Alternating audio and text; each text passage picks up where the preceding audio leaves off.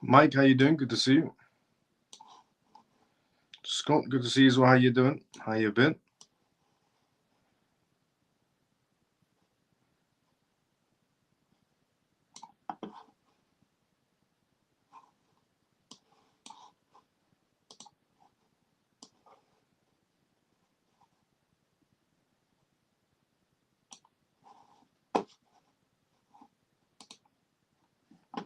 T, good to see you as well. How you doing? How you been? Joe, good to see you as well. How you doing? How you been? Camel, good to see you as well, brother. How you doing? How you been? Looks like I'm first today. Let's go, Scott. Tor, good to see you as well. How you doing? How you been? A lot of things have happened today, mainly being the Ripple.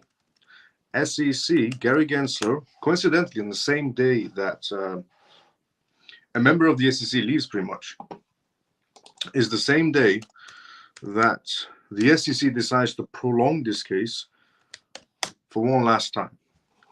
Now, this appeal will get rejected. There's pretty much no merit that the SEC can stand on. There's zero merit. So tomorrow we'll find out exactly what the SEC is going on about and regarding what evidence they might have to go up against Ripple once again and which angle they're going to be entering into. But there's pretty much no merit whatsoever, in my point of view. We'll find out tomorrow a better idea of it. But so I just want to say welcome to the CMF live show. If you're watching this for the first time ever, this is the CMF live show. This live show airs exactly 11:25 p.m. onwards, UK time, every single night. I talk about the most recent news that's happening around the world in terms of cryptocurrency news, CBDC news, AI news, political news, data news, vital information for you to know about regarding the world completely transforming into a digital era.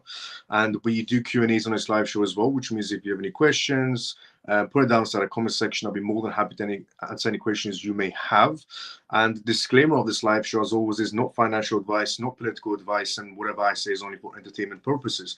I just want to say thank you so much to everyone that's retweeting this live show right now at the beginning of the live show on X. For everyone that's watching on X, thank you so much to everyone that's retweeting this live show, who's liking this live show on X, and thanks so much to everyone on YouTube who's liking the live show as well. The live show has officially started now. Once again, welcome everyone. And on tonight's live show, we're going to be talking about Ripple and SEC because the appeal has just happened, which is one of the outcomes that I suggested of a possibility of happening. I said that either the SEC can walk away and pretend this never happened, or they can appeal, which most likely will get rejected because they have no grounds.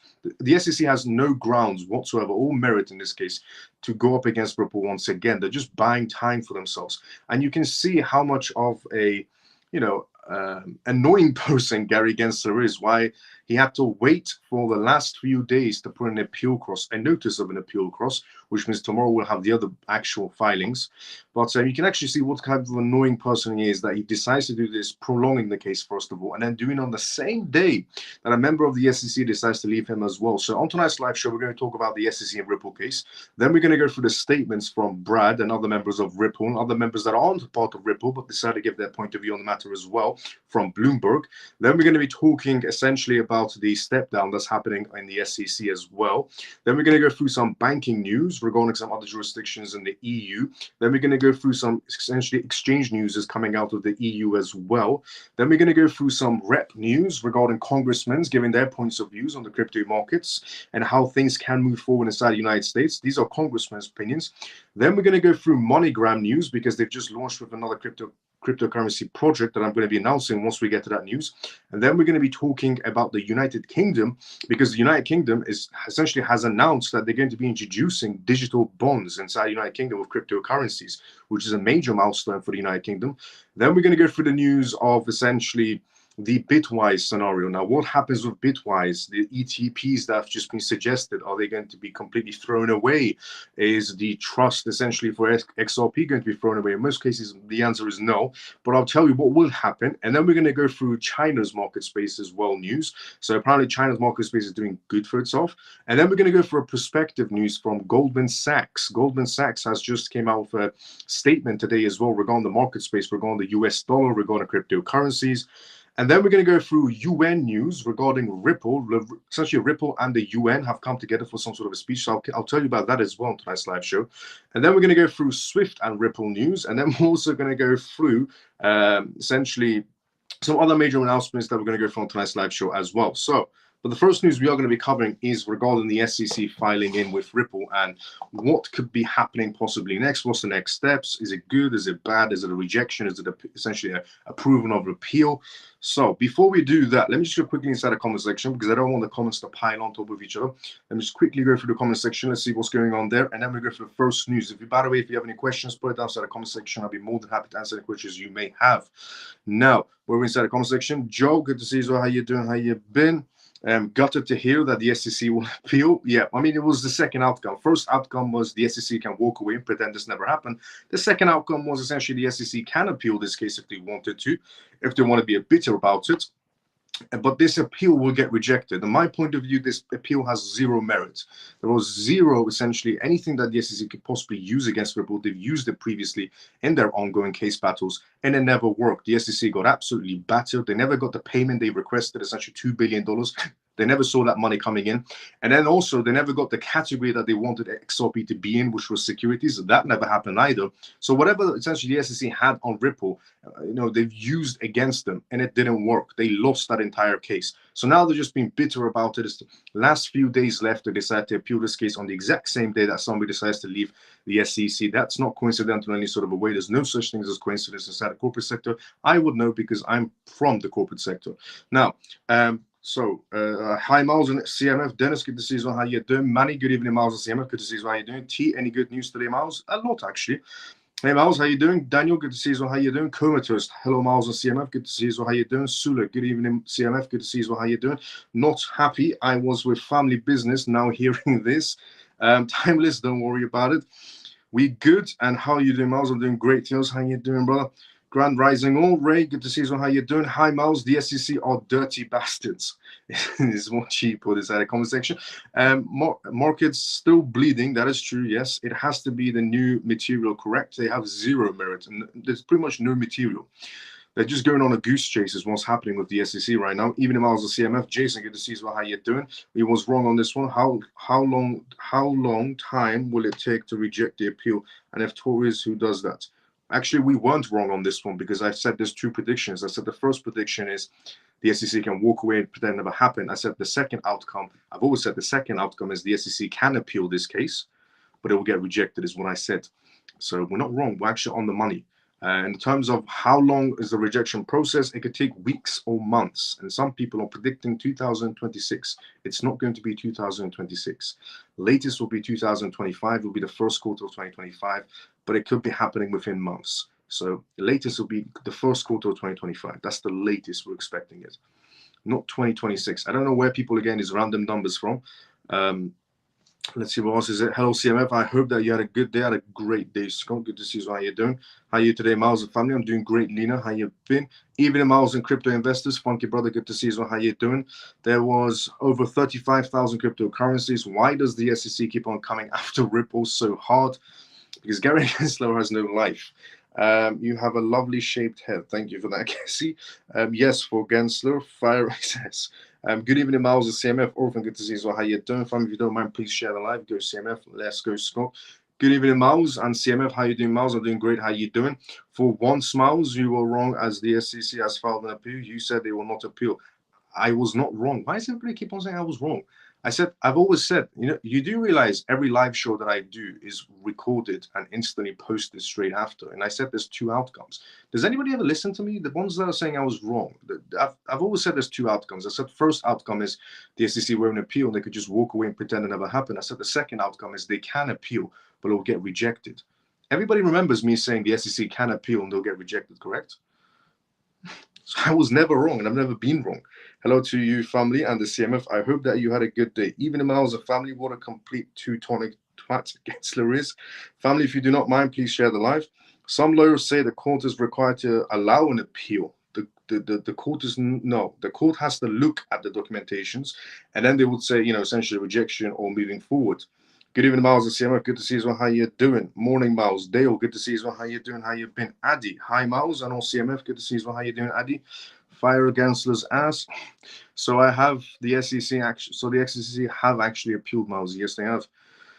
Yo, Miles, Knox, good to see you. How you doing? So if the judge rejected the SEC, would they still get the money? Yes and no sometimes. It depends on the terms. If Trump got in and sacked Gary like he said he would, could the appeal be retracted? The appeal could be, much more easier, essentially retracted. Tories already rejected SEC's appeal first time. That is true. The SEC did essentially try to appeal once against Ripple, and it got tossed out. That's completely true. Yes, facts. You've always said there are two outcomes, Miles. Facts. Joe, let's go. You did say that. Facts. I did.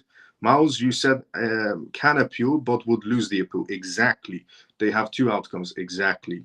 So I've never said the SEC can't appeal. I've always said there's two outcomes.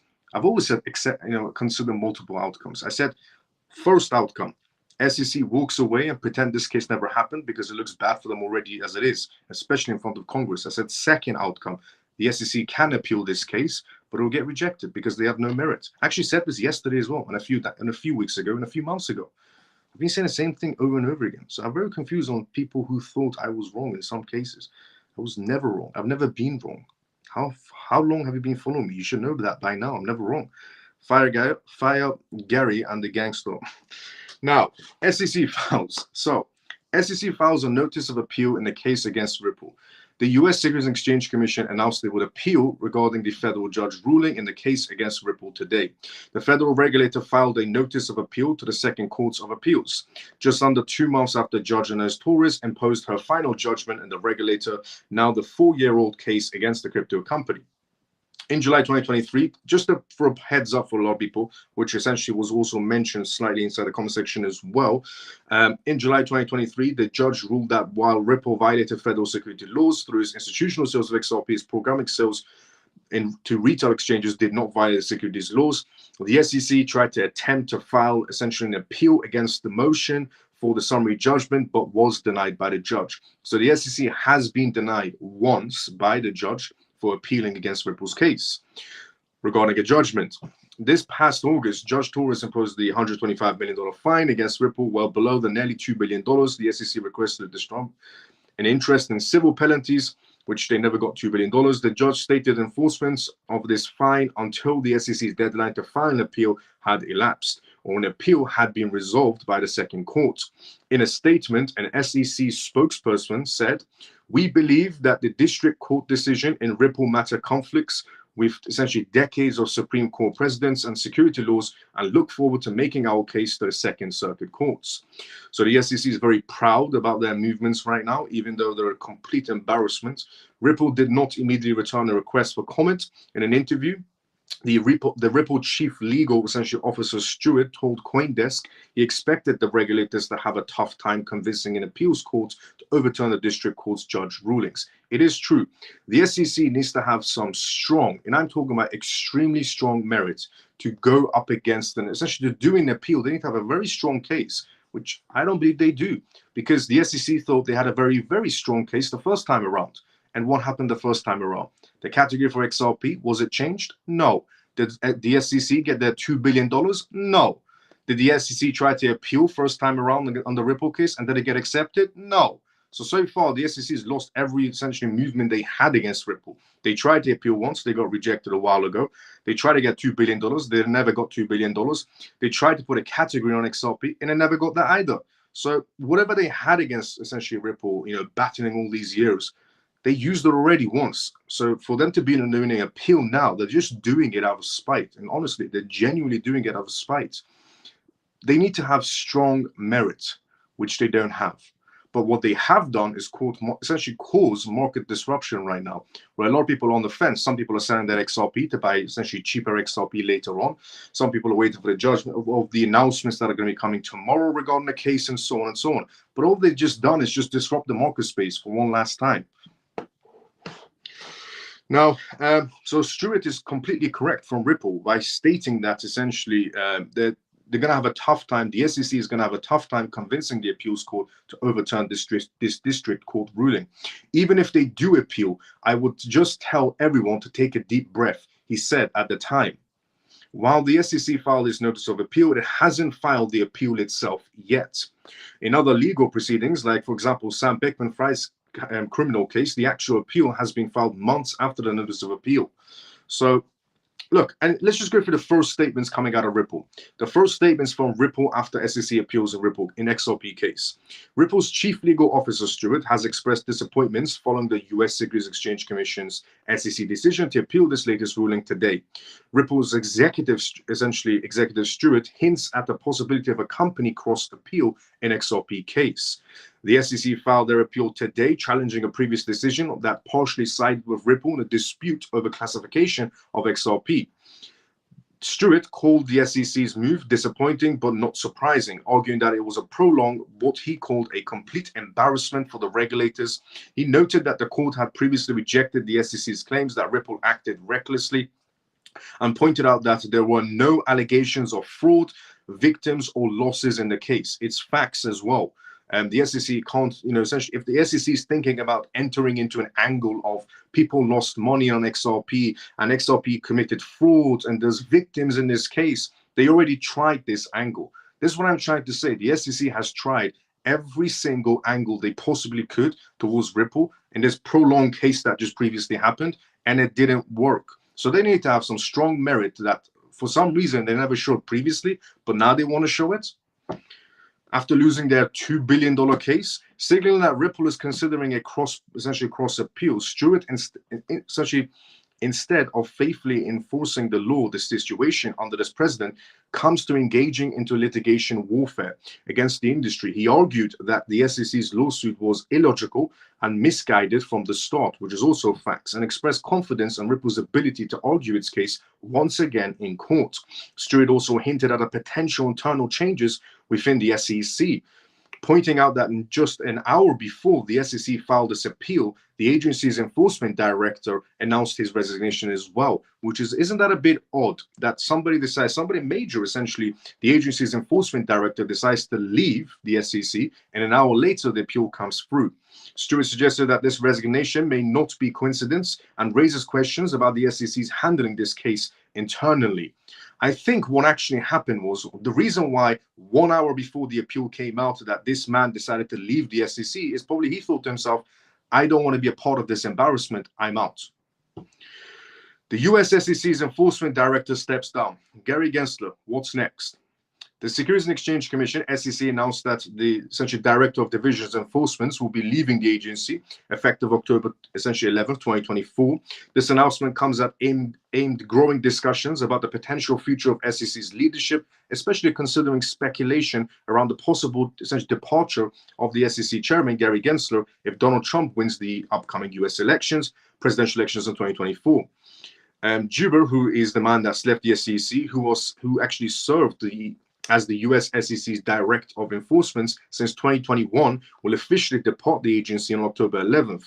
He also has been praised for his efforts to restore trust and compliance within the financial markets. Under his leadership, the US SEC's Division of Enforcement has overseen numerous significant cases, including the rapidly expanding cryptocurrency case. During these tenures, the division authorized over the 2,400 enforcement actions, resulting in over $20 billion of penalties and returned funds to harmed investors, is what this man has pretty much done. But look, regarding this matter of Ripple versus SEC, look, the SEC needs to have a very, very strong case, which they don't have. Now, the reason why I will always say the SEC doesn't have a strong case, because they never had a strong case the first time around. They went for a year-on-year, essentially long, prolonged battle, year-on-year, and they didn't have a strong case. They tried to get XRP the category of security. It didn't work. They tried to get $2 billion. It didn't work. They tried to appeal it back when the case was still going on the results. It didn't work. And then they tried to say the SEC, that Ripple essentially is doing a fraud case.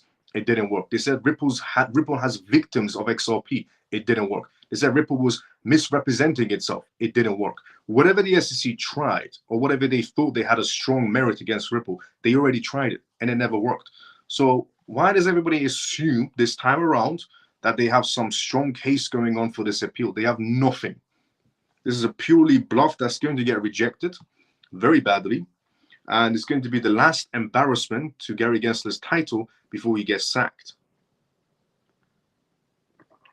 Gary Gensler knows he's going to be fired, so he thought, why not?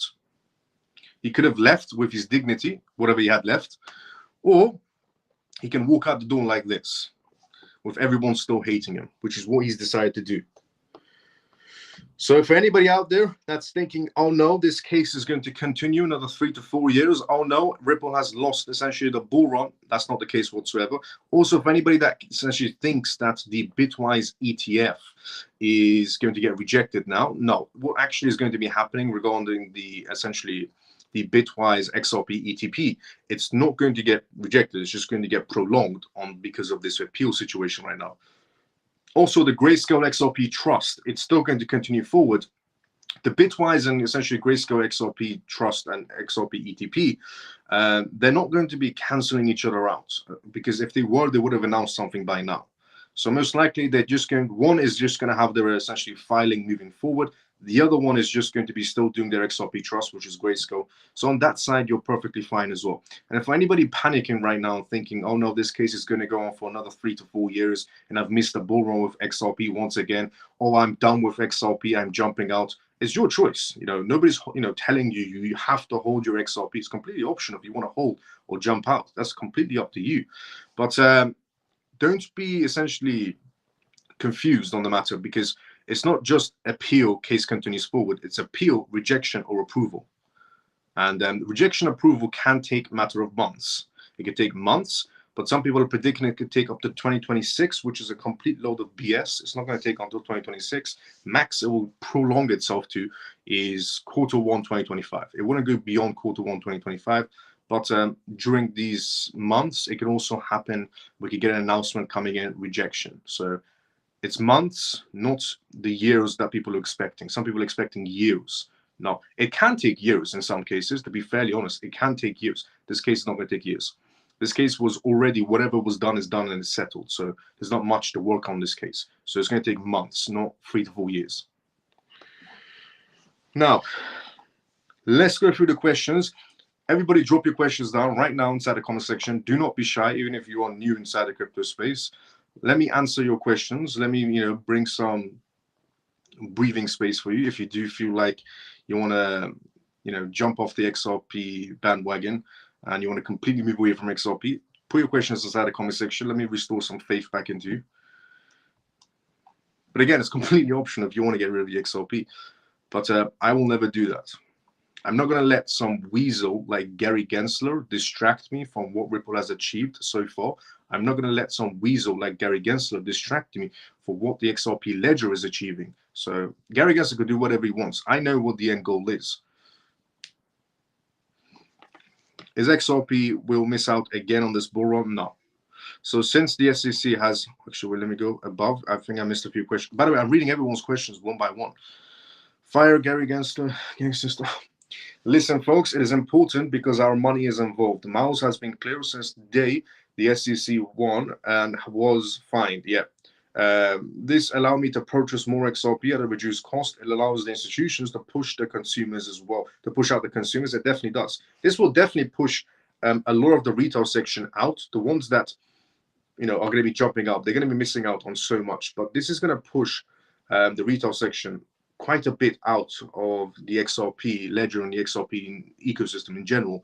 And you got to remember, right now, the next institutional clients that are entering inside the crypto space are essentially the next clientele that are entering the crypto space are institutions or institutional clientele. And if you look at Ripple's entire clientele should be institutional clients. And right now we're in the market space of banks, regulations, and institutions. So don't let somebody squeeze you out of your position. Morning, Miles of CMF. Shelly, good to see you as well. How you doing? You got to look at the timeline. You've got to look at the timeline. Is XRP will miss out on the next bull run? No. So since the SEC have essentially reappealed the weasel, the case guns, and as you think, soon, Miles, the SEC should be fined for time wasting. Everything got delayed now. ETF's gonna be on hold for another few quarters. Yeah. That's true. Hi, Miles. Depends on how long the answer comes from the second calls. Hi, Miles. Casey, good to see you. How you doing? Gary Gensler and Fast. Fire Gary Gensler and Fast. Yep. Will XRP drop? Will XRP drop to its all-time low again? No. The XRP is not going to be dropping to its all-time low again. No. It's going to be dropping clearly, but everybody's going to buy it right back up. Nowhere near his all-time low. And will he be right in the embarrassments? Yeah. Oh yeah, he's definitely an embarrassment. Facts. It's going to drop low. That's guaranteed. The Gensler fool just prolonged our financial windfall. It's been a bad start to October. First of all, then the appeal. Please check live. Let's go, Scott. Lots of distractions happening at the moment. Facts. I think Gary the Weasel is helping some institutions that will be working for after he loses his job. Also facts. Adoptions will be delayed slightly. Oh well, Miles and CMF, it just gives us a little more time to buy more XRP in XLM. Facts. Let's go, Ian. Positive way to look at it. I had thought for a few seconds, vote Republican. I caught myself, but Gary still has to go. Dollar cost average for XRP. Let's go. Hello, Miles. Someone, Cass, how you doing?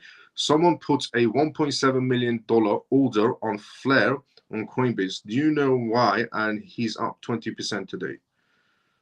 I couldn't possibly tell you why somebody put $1.7 million order on Flare on Coinbase. I don't know what recent announcements came out of Flare. If I knew the recent updates on Flare, I could have given you a better perspective on the matter, but I don't know what recent developments Flare is on. So does this case affect XLM, XRD, XDC, ACH, and HBON? No, they're all separate. EU, Brazil, Russia, and others are still good for 2025. What people forget to think about before they panic sell. Exactly. And they won't get the 125 million in the end. Yep. I'm in too deep with my XRP to give in. Let's go, Daniel. Newsflash. I am willing to purchase your XRP if you're a wavering believer. The time to buy XRP is now. Once the air clears, it's over. Pretty much. We are awake, family. It's all BS. I agree. If Gary was smart, would take the money and go after Coinbase and other exchanges for selling security tokens. I know you understand, Miles, but I wanted my family to be clear that I meant to write that Miles has been clear since SEC lost this case, and XRP was fined a lot less than the SEC essentially requested. Facts. All facts, brother. I've been buying in the latest dip for sure, though. I mean, this is a great buying opportunity, I'll be honest with you. Depends on how everybody looks at it. I am going to produce a shirt that says Fire Gensler. With my small bag, Gensler does it for me. I can now top up my bag without panicking. Let's go, Lena. So much for October. Look, do not be, a lot of people, or not a lot of people. Look, if you're smart in 1 second.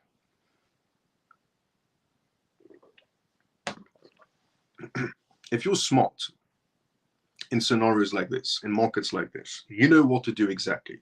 So if you're the type of person right now that's panicking, you should not be inside of any market space.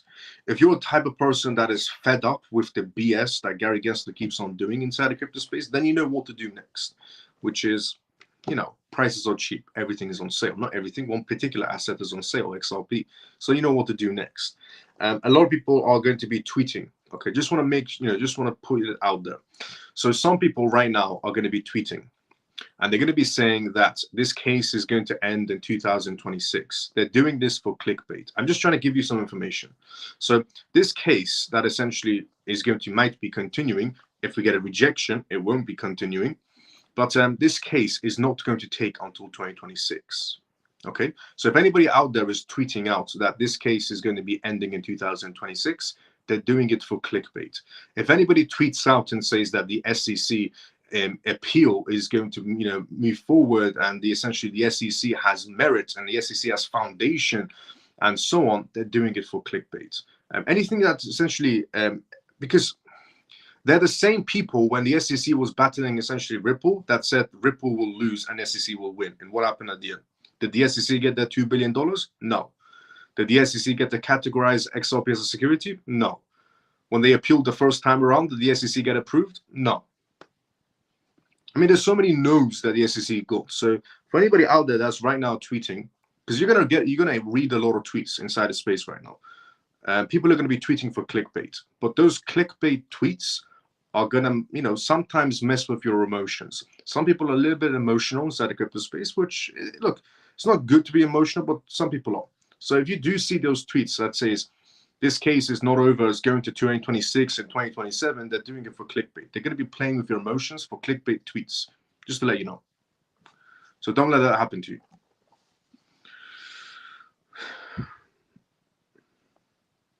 Good evening, Miles and CMF. Let's go, Mav. How you doing? Miles, do you know the movie for XRP Uncharted, which is going to go live in November on Netflix? No, I don't know. Bye is what Ian said. How long do you think it will take before the judge comes back with a denial? A few months, few weeks. Once in doubt, zoom out. I will say it over and over. Facts. Let's go, come on. One of the crypto influencers said that he just might sell his house to buy more XRP now the SEC has appealed. I'm definitely buying more. That's the spirit. Sell your house to buy XRP. Why not? What's up, brother Miles and CMF? Any XRP news? Appeal? Yeah. Don't listen to the FUD. Exactly. Bill, good to see, brother. How you doing? Yeah, regarding Bill, the appeal, it's going to get tossed out. Don't you think that going to open your eyes so many people and allow them on that price? Don't you think that is going to open eyes on so many people and they will allow them on that price? Yes. Look, so Ripple has always had two scenarios. The first scenario, which is also a tweet that I sent out a few days ago. I said on my tweet a few days ago that there's always been two scenarios on Ripple. The first scenario on Ripple versus SEC was this is a genuine case. This is, a genuine case to stifle SEC's operations on purpose because, the SEC actually wants to fine Ripple. They actually want to categorize XRP. This is a genuine case. The second scenario on XRP and Ripple has always been, the SEC and Ripple are in this together. It's just one big show and whatever and so on. There's always two scenarios essentially that's been wavering around Ripple. If this appeal gets approved, then it's definitely one big show. Just want to point that out as well. If this appeal gets approved, it's one big show. Because there is no merit to this whatsoever. There's zero merit. So if this appeal gets approved, it's one big show. If it gets rejected, it was a genuine case. Why do you think they wait so long to appeal? Because Gary Gensler is a very bitter man. And I'm not saying this to be comedy about it by saying Gary Gensler is a bitter man, but he is. He's a very, very bitter old person. I mean, why wait for Gary Gensler to appeal so late in the case? Because if you were going to appeal, why didn't you appeal essentially a bit more earlier on? And why did you appeal 1 hour after somebody leaves the SEC? When your district attorney leaves SEC, then you decide to appeal an hour after? Also, the Bitwise XRP ETPs, that might have pushed Gary to an appeal even more. So with Bitwise just, yesterday, essentially filing in for an XRP ETP, that might have been the thing that also would have pushed Gary Gensler to, essentially appeal this case, to stifle that also. Because if Gary Gensler didn't appeal, just want to point this out as well. So Bitwise applies for essentially XRP ETP yesterday, pretty much. They filed it in.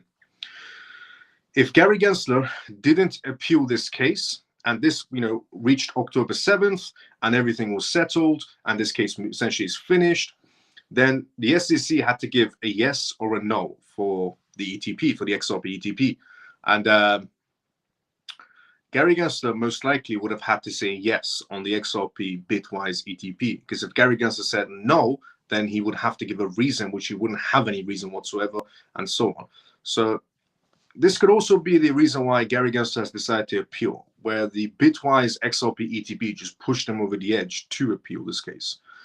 Because if he didn't appeal, it would have reached October 7th. This case would have been finished. The $125 million would have been paid. And then the SEC had to approve an XRP ETP from Bitwise, which is probably the last thing they wanted to do. And if they didn't do it, then, they were going to question of why they're not doing it. And Congress would have battled them for that as well. So up to a certain extent, maybe the XRP ETP from Bitwise at this particular moment in time pushed the SEC a little bit towards let's just appeal this case, because if we don't, then we have to approve an XRP ETP. Gary's a very bitter person. But everything is about the timeline. When it comes to the corporate sector, everything is always about a timeline. I'm from the corporate sector. I would know. It's always just about the timeline. An hour before, a district essentially person leaves the SEC, then the SEC appeals. Bitwise filing yesterday for the XRP ETP could have been one reason that, maybe Gary Gensler thought to himself, well, if we don't appeal this case, we have to prove an XRP ETP, and we don't want to do that right now. So we appeal this case, stifle the XRP ETP for now, because if we don't, and then we reach October 7th, and then we have to approve an XRP ETP, we don't want to do that. So 2 birds, 1 stone.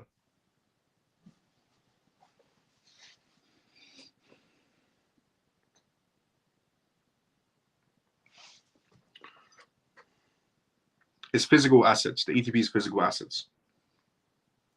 ETP is always physical assets.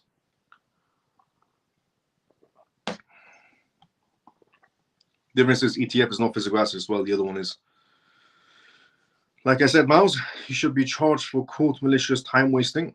Yeah, I think this Bitwise XRP ETP must have just pushed Gary to the edge. Because if I don't appeal this case, it will reach October 7th. I have to pay. I get paid 125 million. This case goes in, finishes. But then I have to approve an XRP ETP because, what's he going to say? Rejection? He has to give a reason for the XRP ETP rejection. He doesn't have any. So 2 birds, 1 stone.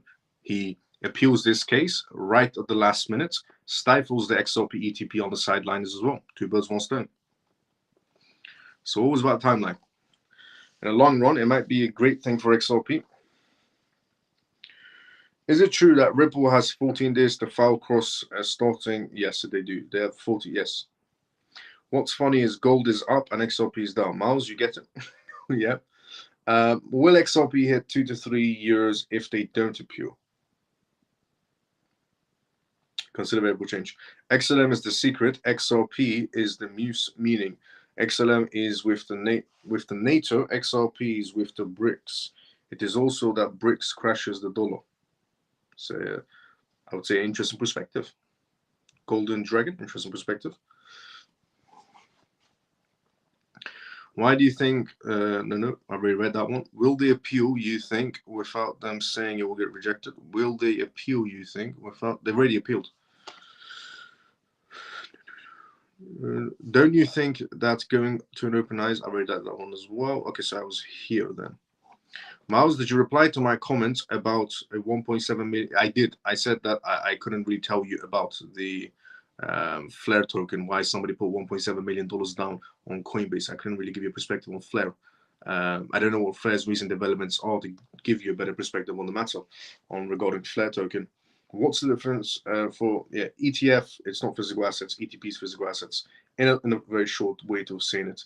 In the long run, it may maybe be a great thing for XRP. Can you explain the cross appeal and the outcome timelines? Yes, I can. Okay, so regarding that matter, so here's a little bit more information regarding Ripple and XRP. So just so you can have an understanding of what the next process is going to be, what the next steps are going to be in this case. So with the SEC essentially filing in a notice of an appeal, what is the next steps in this appeal process? So here is what typically happens next after an appeal process. After a notice of an appeal. So briefing schedule. Both parties will submit written briefs to the appealing court. The SEC will outline its arguments for why the original decision should be overturned, and Ripple will respond with its counter judgments. Now, the oral essentially agreements. In some cases, the courts may schedule oral agreements where both sides can present their cases in person. So that's a step that can also happen as well. That's step number 2. Step number 3. The judges will review the briefs and oral agreements and essentially then come to a conclusion on the case. Step 4, decision. The appeals courts will issue a decision which could affirm, reverse, or remand the case back to its lower courts for further proceedings. This process can take several months, depending on the court schedules and complexities of the case. So those are pretty much what can happen with this. Those are the next steps. They're going to have a sit down. Both of them are going to file in their arguments, and then they're going to have a sit down, a possibility of a sit down, SEC sit down with Ripple. And then the judges are going to go through both essentially arguments and counter arguments and decide move forward, or rejection. So that's what's going to be happening next, basically. Now, GG had to appeal because he's very vengeful, full fraction of a man. Let's carry on with the news. Yes, let's carry on with the news. So moving on from this diabolical situation to the EU, Poland. So Poland's essentially bank has decided to enter the crypto space. Now, recently, in the past few weeks, we've had a lot of banks. We had a lot of banks from Germany entering the crypto spaces. We've had a lot of banks essentially entering from Austria. We had a lot of banks from Saudi Arabia, Kuwait, Bahrain, United Arab Emirates, Singapore, Hong Kong, Japan, and a lot of banks from also France as well, essentially entering the crypto spaces. But Poland is the next bank to be entering the crypto space today. The Poland's bank, PECO Bank, using blockchain to preserve art in Arctic vaults. Poland's second largest bank has decided to enter the crypto space, the blockchain space. The bank PECO is using blockchain technology to preserve their country's cultural heritage. According to PECO Bank, the bank partnered with Alpha Zero to launch an Archive 3 project aimed at tokenizing Polish artwork and securely storing it for future generations on the blockchain.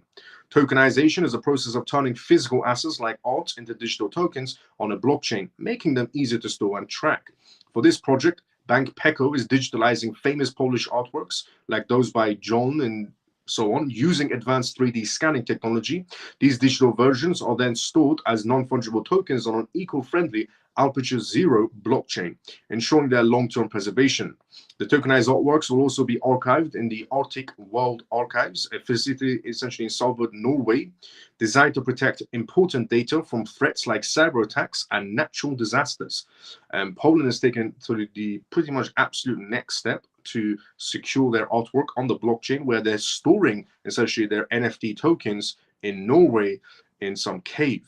The AWA is known for essentially storing cultural and scientific data from organizations like the UNESCO and for Vatican also. According to the Archive 3 release, the bank hopes that by using a decentralized ledger, the artworks will remain safe and accessible for future generations, even in the event of a global catastrophic scenario.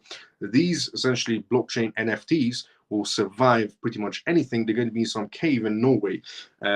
This initiative reflects a broader trend. It's a cold storage wallet, in other words. This initiative reflects a broader trend of integrating traditional banking with modern technologies like blockchain, opening new avenues for digital assets and managements. And this was essentially announced by Poland's bank. They're very grateful for what blockchain has offered them to do for them. They're scanning all their 3D artworks, their $1 million prize artworks, and so on. And this is what they're starting with. They said the next step for their tokenization process is going to be bonds, derivatives, and so on and so on. They decided to start with artwork first to do a little tiptoe inside the blockchain sector. It's a nice little tiptoe. They're essentially putting $1 million artwork on the blockchain, but it's not on blockchains you'd pretty much expect, which is Ethereum or Solana or Base or XRP or XLM, and so on. It's one particular blockchain, Alpha network. If you guys want to go and check it out, is what the Polish bank is right now using. Now, moving on from essentially Poland and banking news to Kraken. So one thing that's happening in the EU right now is all the regulations and policies that are coming out of the MiCA. Now, the MiCA is very strict on what you can do and can't do inside the EU zones.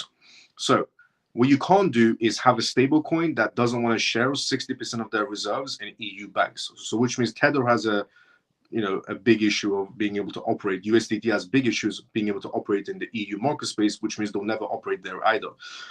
Another thing that the EU doesn't like is privacy tokens. Privacy tokens are being delisted in EU market spaces. So if you're somebody that's holding Monero, for example, or any other privacy tokens, they're all being delisted one by one from exchanges in the EU.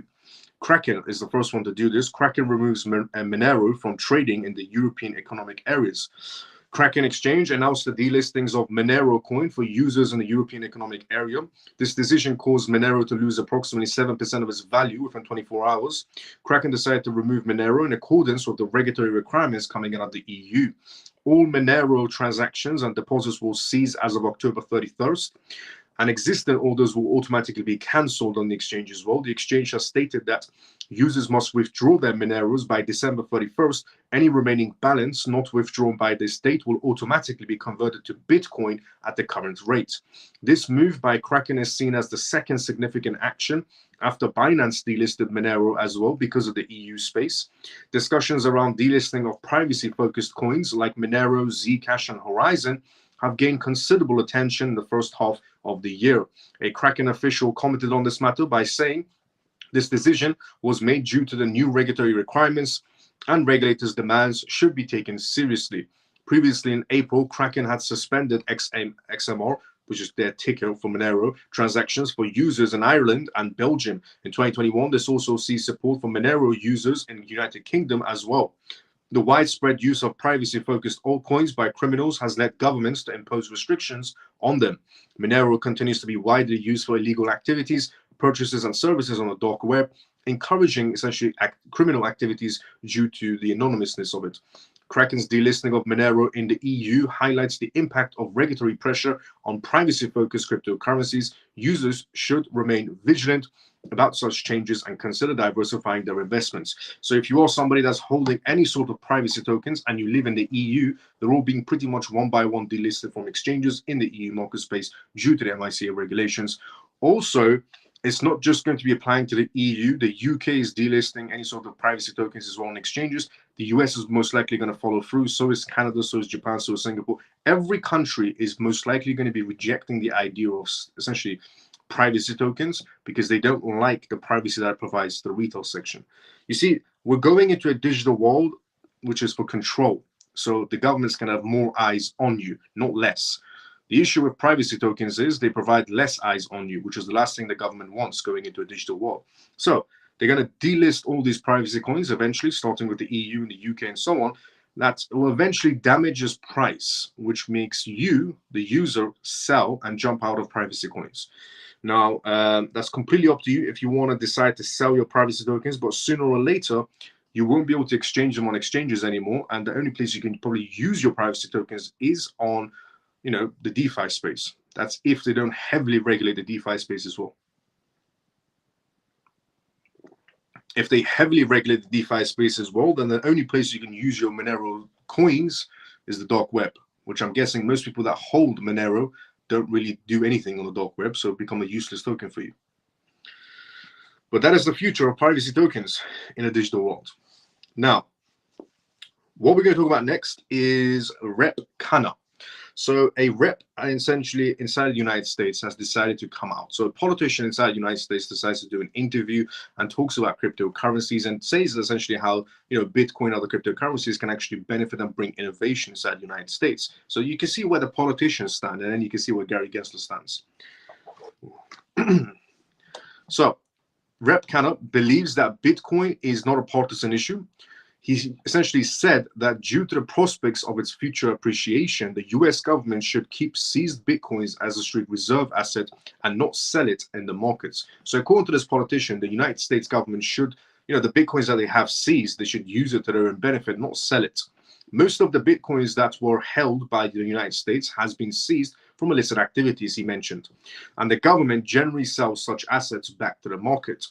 Now, Rep Ro Khanna will keynote a Bitcoin conference in Nashville, headlined by the likes of Donald Trump and Vivek Ramaswamy. They're going to be there as well.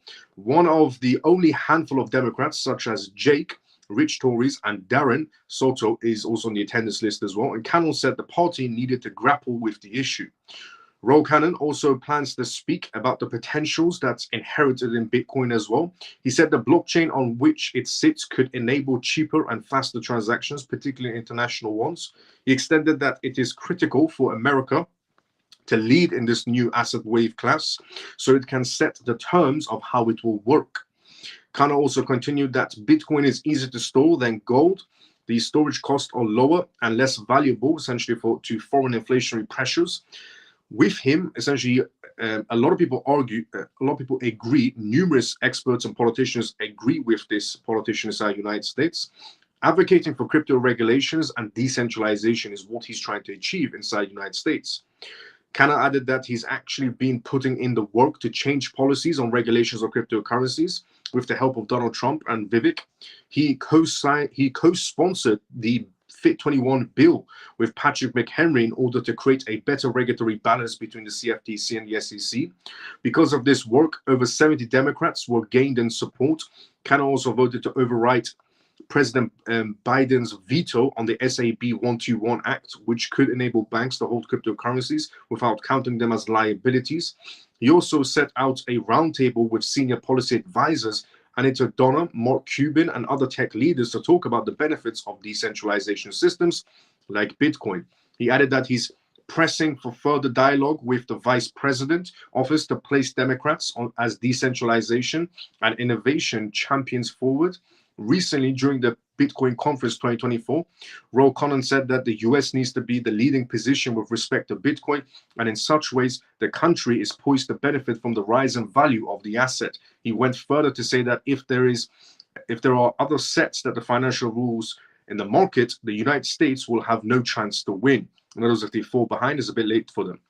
He called the scrutiny of voting records on critical legislations such as FIT21 and the attempted SAB 121 Act that was overridden for accountability based on their platforms. Ro Khanna also now hopes the Democratic Party distance itself from the hostile crypto policies that the Democratic Party is trying to push. He contrasts that the Republican stance, promising to end perceived democratic overreach with respect to cryptocurrencies and protect rights when it comes to Bitcoin mining and self-custody of digital assets from the government overreach. So this man is essentially a Democrat, but he's leaning towards Republicans because he's trying to say that the Republicans are trying to bring crypto innovation inside the United States. And he's a Democrat. He's a Democratic politician. He said that the Democratic Party needs to move away from the stance they have right now on blockchain technology inside the United States. He said that the Republican Party have the right thought path, which is bring innovation, fix the economy and so on with blockchain technology, or pay their US debt off with Bitcoin or so on and so on. But he's saying that he's trying to make the Democratic Party think like the Republican Party, and he's a Democrat himself. So there's a little bit of information for you there. Democrats on that side, on the politician scale, are leaning towards Republican methods. If anybody's a Democrat out there and who's a pro-crypto person, well, you have a pro-politician right now from the Democratic Party who's trying to bring more Democrats into the crypto space. Now, just to distract everyone a little bit, MoneyGram has decided to launch with a new crypto project. Before I tell you which crypto project that is, let's just do a little small game. Everybody put inside the comment section right now which crypto project MoneyGram has decided to launch with today. Everybody put inside the comment section which crypto project do you think it is. Now I'm going to tell you it's not a trick question. Okay, I do sometimes do trick questions, but this is not a trick question. It's a hard question. I will give you that. It's a hard question, but it's not a trick question. So put right now inside the comment section. Let's just distract ourselves from this dumb appeal that's going on right now. Everybody put inside the comment section which crypto project do you think MoneyGram has just made the announcement with? Go for it. Which crypto project do you think MoneyGram has chosen? Inside the comment section right now. It's not a trick question, but it's a hard question. I don't think most people will, let's see if someone gets it. Was XRP going to announce something big this month? And also they were going to hold 3-day seminar? Yes, they are. Miami. Oh, okay, thanks. No problem, Cass. The new token you spoke about last night, Miles, when to launch? When can we buy it? I put inside a Telegram group regarding that token. Miles has missed your answer on my question. Do you think they will appeal even when they know it will be rejected? Oh, yes, definitely. Their first appeal, first time around when the SEC appealed, they got rejected in the previous case. Sorry, I'm late, Miles. Hope you are well. Joe, good to see you. How you doing? So the answers are coming in. What do you think MoneyGram has chosen to partner up with and make the major announcement today of who they're launching with? Which token do you think it is? Right now, put it inside the comment section. Let's just distract everybody away from the appeal scenario and put it inside the comment section. Right now, everybody get involved. Even if you are new and you're watching this for the first time ever, put it inside the comment section. Do not be shy. Let's see what everyone comes up with. So, T has said XLM. MoneyGram and XLM. Is that the correct answer? Ian said XLM as well. Kamal said Pepe. Scott said XLM. Scott also said XDC. Bill said XLM. Orphan said XLM. Bull XRP said XRP, it's a name. Daniel said XRP, XLM, or XDC. Daniel, you're answering the question as same way I answered it yesterday when I said there's multiple cryptocurrencies. Let's see if you get it correct. XRP, XLM, or XDC. Kali says AVAX, good choice. Joe says, I think XLM. Jason says XDC. Sule says XDC. My hobby is listening in the background, and he is saying Pepe Miles. He doesn't even know what Pepe is. The Ray is saying XLM. Last 2 days, I'm trying to send money with MoneyGram, and it doesn't go through. Well, I could probably tell you why the money isn't going through with MoneyGram. And you're trying to use MoneyGram, and your payments aren't going through MoneyGram. I could probably tell you why, because the token that they've chosen might have not been the fastest option. Matt Carey says XRP. Okay, so MoneyGram has chosen to launch, and the announcement was today, with, by the way, nobody guessed it right. Not a single person guessed. And I understand why everybody keeps on saying XLM, because MoneyGram is a partner of XLM. Essentially Stellar Network also has a minority share in the company of MoneyGram as well. A lot of people don't know that. So I understand why everybody said XLM. Majority said XLM. Some said XRP. I also understand as well, because there's payments, cross-border payments, and so on. I understand that perfect. AVAX was a good choice as well. Link was also a good choice. Don't me F. Ethereum might have been a good choice as well. I mean, Ethereum gets chosen for cross-border payments, ironically, even though it is slightly expensive and congested. Solana is what Bull XRP said. Joe said HBAR. Okay, nobody got it correct. Not a single person got it correct. Ethereum is what Ian says. No. I said it's not a trick question, but it's a hard question. Very hard question of who their partner is.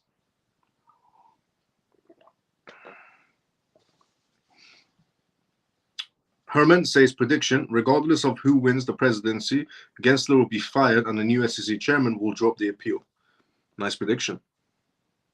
Very nice prediction. Yeah, because regardless who is the presidency, Gary Gensler is losing his job, by the way. That is true. I agree with that. Let's go, Herman. Facts. Mike says ONDO. Okay, so not a single person got it correct. They were all good choices. Some people said ETH, some people said Avalanche, good choice.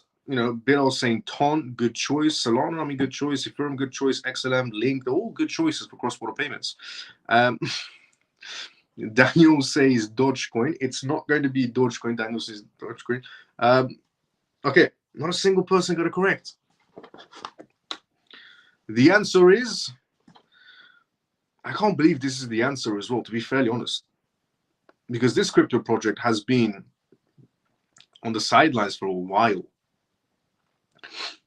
The answer, that should have been your guess. It's been on the sidelines for a while. HBAR.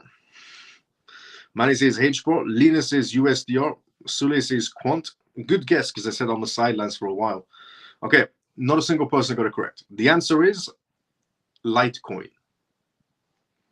See, I told you it's not a trick question, but it's a hard question to answer. MoneyGram launches with Litecoin, trading services for US customers. MoneyGram International Inc. has unveiled its new service, allowing its users for the US to buy and sell and hold Litecoin using its mobile app. The digital peer-to-peer payments company made this possible with a partnership with CoinMe crypto exchange. With this, transactions involving Litecoin are made easy for customers. However, this is one of the many ways MoneyGram has been rendering its services to crypto users. CEX.io crypto exchange partnered with the payment service provider to allow its essentially retail section to offer USDC as well. And for now, the services are only available to users with wallets in the EU. So these are the people that can use Litecoin services. People inside the EU, people inside of Africa, and people inside of Latin American regions as well. According to Joel, the CEXIO's Chief Information Security Officer, the exchange is actively working to expand these cash-in and cash-out services to more countries. But Litecoin is the chosen project by MoneyGram. It was a hard question. It was genuinely a hard question. Not a single person would have guessed that. I wouldn't have guessed that if somebody's reading me the title, who has MoneyGram chosen? If somebody asked me who has MoneyGram chosen, I would say XRP, and then I would say XLM, and then I would say XDC. I'm naming all essentially cross-border payment tokens. I would have never got to the token Litecoin.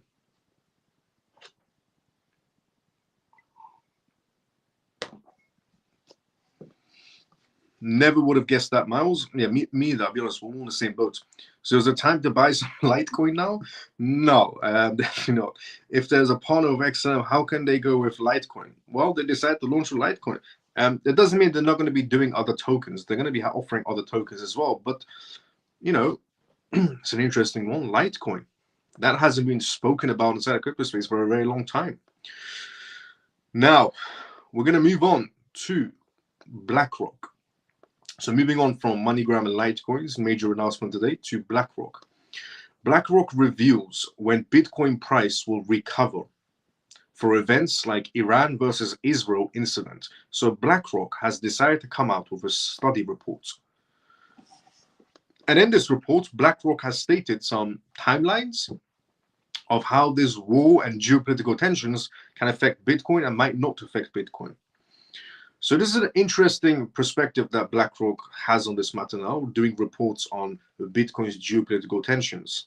So Bitcoin's sharp decline following the Iran attacks yesterday on Israel was predictable from BlackRock's perspective.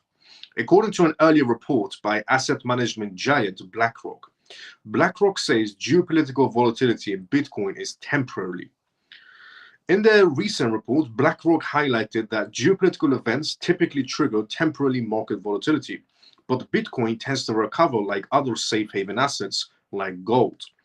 Bitcoin currently trading at $61,190, down from 2.3% from the last day, has yet to fully recoup essentially its losses, but BlackRock remains optimistic, saying that it's only a matter of time before the largest cryptocurrency by market cap of $1.2 trillion remains essentially monumentum, getting a move on, in other words. In a nine-page report published by BlackRock, CEO Larry Fink highlighted Bitcoin's resilience to geopolitical essentially shocks. The report essentially presented data showing that Bitcoin often rises by double digits 60 days after a major geopolitical event.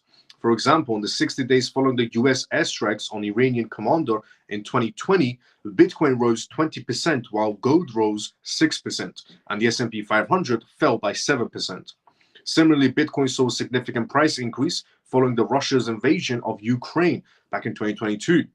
BlackRock, the $10 trillion investment firm that manages the industry, essentially industry's largest spot Bitcoin ETF, has told investors to keep a modest allocation to Bitcoin as a hedge against geopolitical risk in their 9-page documentation. The firm's analysis points to a potential price recovery by November 30th, following recent unrest in the Middle East. BlackRock is telling people in a 9-page document that Bitcoin typically rises 60 days after geopolitical tensions.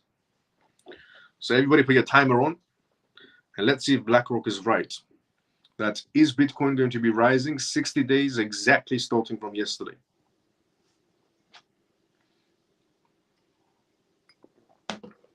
It's a weird way to do it, to be fairly honest. Now, what we're going to talk about next, moving off BlackRock news and their 9-page document on Bitcoin's movements to the UK. The United Kingdom's city minister has decided to introduce something quite interesting in the UK. He's pushing for blockchain gilts, despite backlash from the DMO. Now, you might be wondering, what the hell is blockchain gilts? What he's actually talking about is blockchain bonds, but he's calling it gilts. The United Kingdom's city minister, Tulip, championed the introduction of a blockchain-powered government bond known as gilts. Despite backlash from the UK debt managing officer, Sadiq, continued to push the agenda, the office raised concerns over the feasibilities and readiness of this implementation. Tulip argues that pushing government issuing bonds on blockchain technology could modernize the financial markets in the jurisdictions and allow the United Kingdom to completely operate internationally on blockchain networks. The Debt Management Office, DMO, the executive agency of the United Government Treasury, opposed this move, citing concerns about feasibility and readiness of the implementation. Traditional bond issuance began with submission of a paper, not blockchain technology. Technology modernized the trading process by incorporating electronic means. The current UK reforms could migrate the asset class to blockchain exposures. Tulip faces backlash from just the DMO. Other politicians have decided not to weigh into the matter. One Treasury officer told media outlets that the proposal had faced backlash, but Tulip didn't see any valid reason why the technology implementation should not be rolled out. There has been some resistance to change, but Tulip doesn't see any concrete reason why this shouldn't happen inside the United Kingdom and why the United Kingdom should have government blockchain bonds.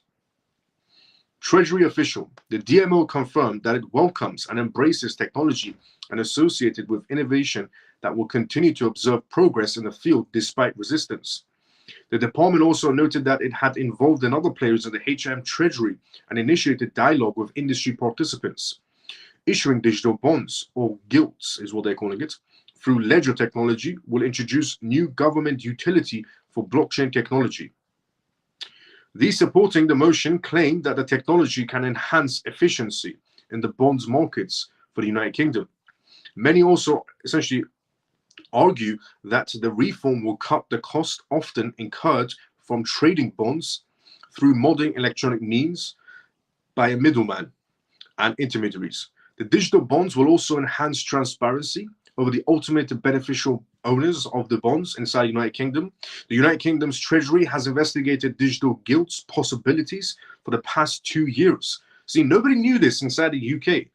You know, not a single politician decided to once in their life come out and say, you know what, the UK is actually doing testings on digital gilts, which is actually digital bonds for the UK government.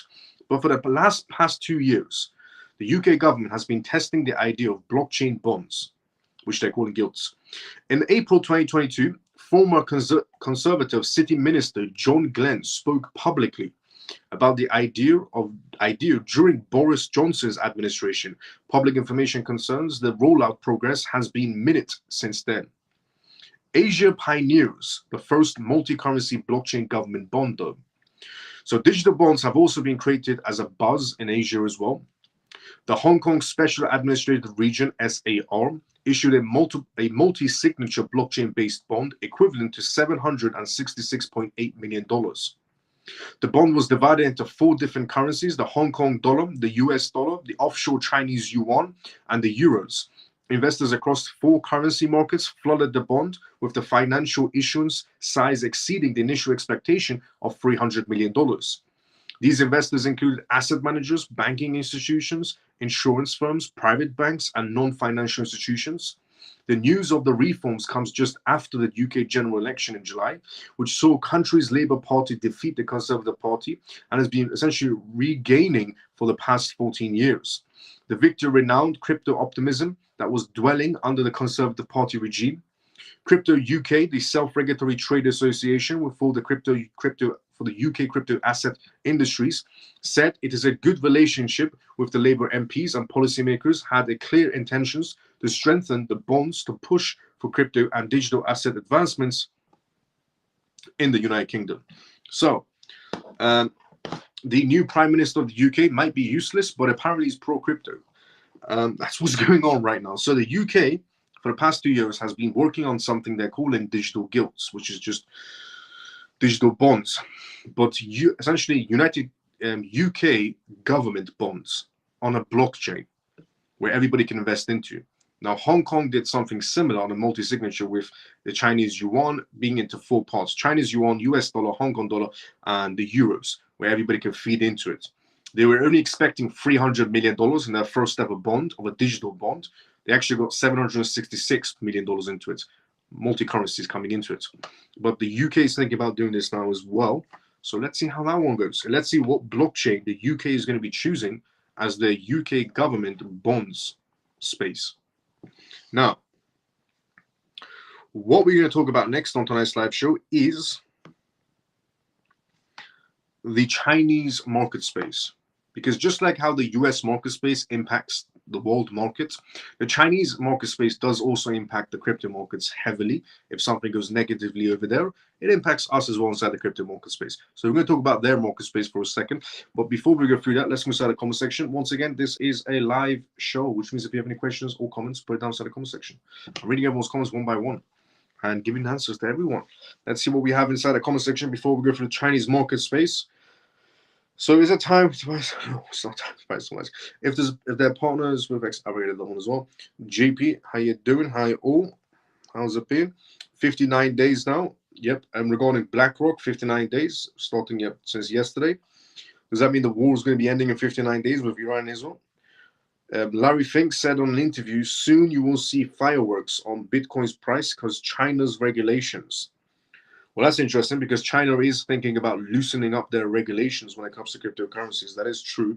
A lot of politicians and bankers and former bankers inside of China are actually having communications with Chinese government saying we should be opening our doors to cryptocurrencies, not shutting them. If China does, open its doors to cryptocurrencies once again and allows Bitcoin mining and it essentially says, crypto operations can happen, crypto exchanges are welcome, it's a massive market space, a humongous market space that already is actually utilizing the crypto space very silently. There was a data report that was released that China has brought in roughly about $70 billion in a few months.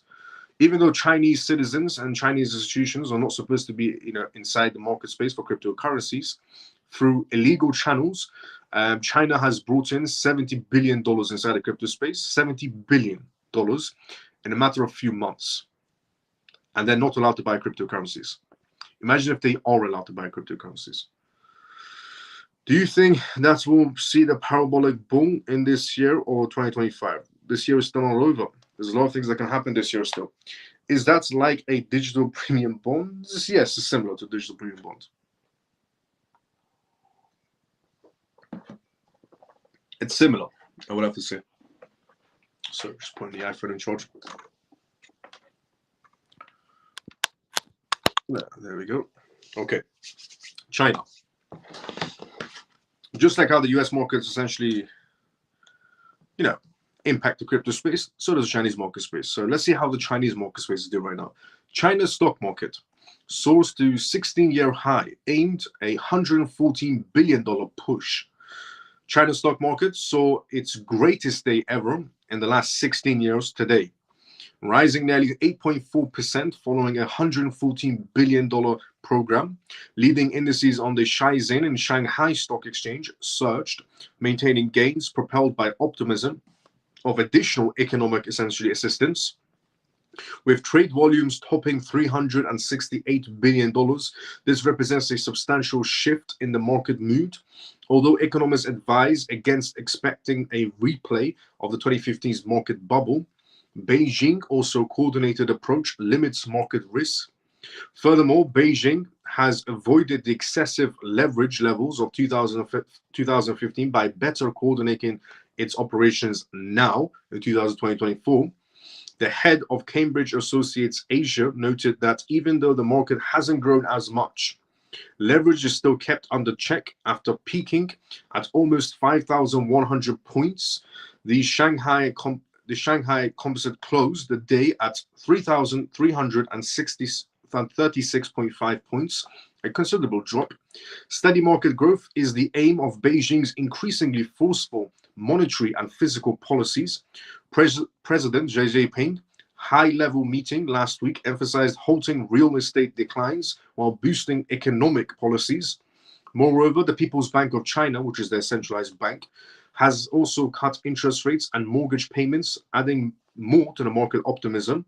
As a result, the CSI 300 index expressed its strongest week since 2008, rising by about 16%. Still, some analysts essentially excuse the caution. Peter, for example, an advisor of a firm, decided to weigh in his opinion. He said he warns that while the rally could extend for months, It may also end abruptly without further policy details. Moreover, the local government finances remain a concern, particularly as the economic data points to slower growth in retail sales and manufacturing. Optimism as investors await further reforms. However, global investors are genuinely returning to China, gradually they're returning to China, spurred by attractive valuations and hopes of a strong corporate earnings, lower US interest rates as well, a stronger yuan and increased share buyback also provided a boost. Analysts including UBS Bank, James Wang from UBS Bank decided to give his opinion. He suggests that the rally could continue as Beijing announces more detailed measures. Even if the Chinese stock markets has recovered significantly, long-term growth is most dependent on ongoing physical, essentially, and economic reforms. Investors' sentiment is cautiously upbeat as Beijing gets ready to unveil more detailed plans. China is trying to fix their economy. China has decided to boost essentially their market space. Okay, that's weird. Okay, there we go. Nope, that is very weird. Oh, there we go. For a second, I plugged it in to charge. The iPhone wasn't charging. But China's decided to boost their market space of $114 billion. They haven't laid out any sort of plans, but they decided to boost it so far today. And their market space is doing better. It's their longest high they've ever had, essentially closing on a happy day. All of their market spaces. Their economy seems to be doing better on paper. In reality, it's a completely different story.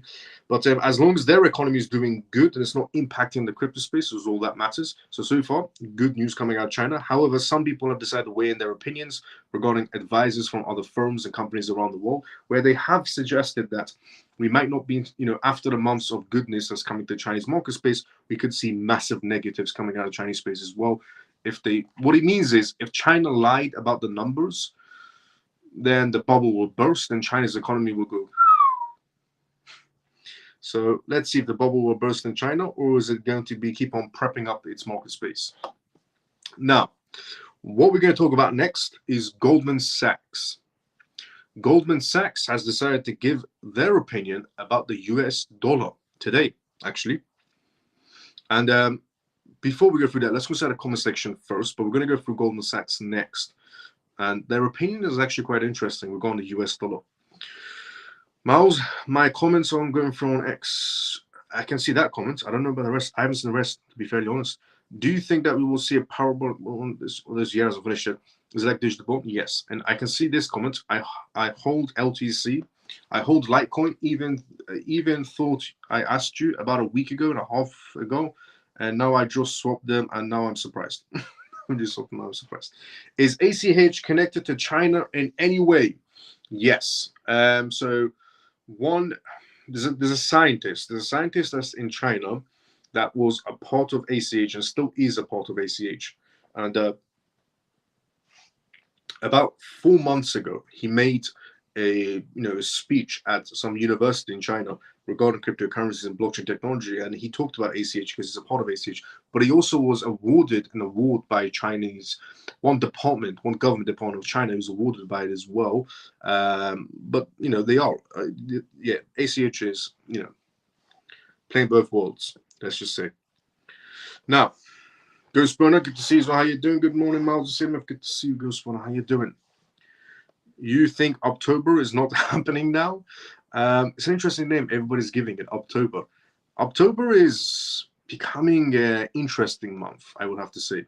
The beginning of October was Iran launching missiles into Israel. That was the beginning of October. The second day of October was Gary Gensler appealing the Ripple case. Let's see what's going to be happening on the third day of October. But October so far is becoming a very interesting month, I would have to say. It's becoming a month of market manipulation, I would have to say so far, just like any other month. But let's see how the month goes. We're only in the third day by now. But the first day of October was missiles. The second day of October was, a member of the SEC leaving. An hour later, the SEC appeals the Ripple case, which stifles the XRP ETP as well. Now, Goldman Sachs, very interesting month. Goldman Sachs warns the dollar will gradually collapse. Now, there's a perspective coming out of Goldman Sachs. So Goldman Sachs made a resounding statement about the future of the dollar. today. Indeed, the banking giant anticipates a gradual weakening of the American currency, a direct consequence of the reduction of interest rates by the US Federal Reserve, the Fed. The relevance of this announcement lies not only in its impact on foreign exchange markets, but also in the global investment strategies, particularly in the context of where cryptos continue to establish themselves as an alternative havens. Goldman Sachs issued a note to its investors in which the bank notified that the dollar could experience a gradual weakening against other major essentially currencies. Indeed, in anticipation of gradual decline of the US dollar due to the reduction of interest rates is increasingly diminishing its appeal in the international market space. Goldman Sachs' main point is that the Federal Reserve took too long to do interest rate cuts. And then they came out with only 50 basis points. Goldman Sachs is saying because the Fed was taking too long and keep on prolonging the situation, and then they came out and said 50 basis points, it wasn't enough, which is damaging the US dollar. And already the US dollar is getting damaged as it is with other situations regarding BRICS and so on. So Goldman Sachs is saying it's like the Fed did it on purpose to damage the US dollar even more. In a very simple way. The Fed's latest decision to reduce its rates by 50 basis points played a key role in this forecast as it reflects a more aggressive stance in the face of potential economic recessions inside the United States. The euro and the pound sterling are main beneficiaries of this situation, with the forecast of $1.15 is an equivalent, essentially, is regarding the euros to USD. Euros is up 2.67%. Great British pounds to USD is up 4.47%. That is true. The euros and the British pounds today were higher than the US dollar. This forecast is made essentially in a context where the Fed seems ready to act quickly to support the US economy in the face of slowdown risks. According to Goldman Sachs, this weakening of the dollar will be gradual and uneven due to the current high valuations of the American currencies. However, the bar for a significant drop has been slightly lowered, which opens the way for long-term adjustments. The UK, with its own solid growth and essentially patient Bank of England, could see its currency strengthen further. As the US dollar gets weakened, the British pounds is doing better for itself, actually. The euros is doing a little bit better as well. The euros is up 2.67%, while the British pounds is up 4.47% against the US dollar. While Goldman Sachs predicts a gradual decline of the dollar, not everyone shares this view. Deutsche Bank, for instance, believes that a different political scenario could reverse this trend. So Deutsche Bank thinks that the US dollar is not on the verge of a collapse and actually doing quite well, and a reversal can happen, whilst Goldman Sachs thinks the US dollar is pretty much done for. This is what Deutsche Bank said. Deutsche Bank, indeed, markets underestimate the positive risk for the dollar in the event of Donald Trump's victory in November 2024. Deutsche Bank is saying if essentially Donald Trump wins the elections, then the US dollar will have a positive impact going forward. Thus, a re-election of Trump could strengthen the position of the dollar against other currencies, notably thanks to his economic policies favorable to businesses and international investors. Even Deutsche Bank, who is not even an American bank, who probably doesn't operate inside the United States, operates essentially out of Austria and Germany, even Deutsche Bank understands that if Donald Trump becomes president of the United States, that the US economy will be fixed, and so will the US dollar eventually. And this is a perspective coming from Deutsche Bank, not even an American bank. The American scenario, Goldman Sachs is saying we're done for, the US dollar's finished. Deutsche Bank comes out of nowhere and goes, we don't agree with essentially Goldman Sachs. Deutsche Bank thinks that there's still hope for the US dollar, and the only hope the US dollar has, according to Deutsche Bank, is if Donald Trump wins this election. And they said if he wins, it's very favorable for businesses and international investors for the United States, which means the US dollar will be fixed and a 360 will happen. This divergence illustrates the complexities of the dynamics surrounding monetary forecast, where political parties play a key role in the market evolution. In this context of monetary uncertainty, investors could be tempted to turn to alternative assets, particularly cryptos. Deutsche Bank also said if Donald Trump doesn't win the election and Kamala Harris wins, for example, Deutsche Bank said that people will start turning away from the US dollar. So Deutsche Bank said if Donald Trump wins the election, this is a perspective coming from an Austrian German bank. They said if Donald Trump wins the election, the US dollar is very favorable for the US dollar and it will do great for itself. It's the political movement behind it and the positive essentially regarding business and international trade that Donald Trump will provide for the US economy, which fixes the US dollar eventually. Deutsche Bank also said if the other scenario happens, if Kamala Harris wins, then the US dollar will be weakened. It will be a less favorable asset and it won't have much trade and international business going on if Kamala Harris wins. And then people will run towards other assets to hedge against the US dollar's downfall, which is either going to be cryptocurrencies or risk of assets like gold. This is their perspective. So meanwhile, currencies like the euro or the British pounds could also be over diversification opportunities as well. People will start running away. It's a perspective coming from Deutsche Bank, German, Austrian Bank. They're saying people will run away, okay? Businesses, domestic or international, will run away from the US dollar if Kamala Harris is chosen as the next president. They will run away from the US dollar. They will either run towards the British pounds or towards the euros or towards risk of assets or towards cryptocurrencies if Kamala Harris wins. They will run away from the US dollar. The future of evolution of the dollar remains uncertain, with divergent forecasts among major banking sector players. While Goldman Sachs anticipates a gradual weakening of the US dollar, Deutsche Bank bets on the reassurance of the US dollar, but only if Trump wins the election, is what they said. This uncertainty could push many investors to reevaluate their strategies, including exploring opportunities offered by cryptocurrencies like Bitcoin alternative assets.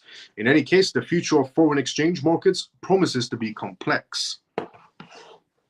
So there's two different perspectives. Goldman Sachs says the US dollar is done for.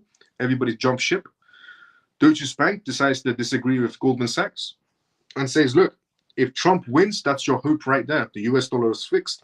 Everybody wants to do trade with the United States again. And that political movement of Trump winning will essentially will push the US dollar up. But if Kamala wins, a perspective from Deutsche Bank, everybody will run away from the US dollar and either go in towards pounds, euros, risk of assets, or cryptocurrencies.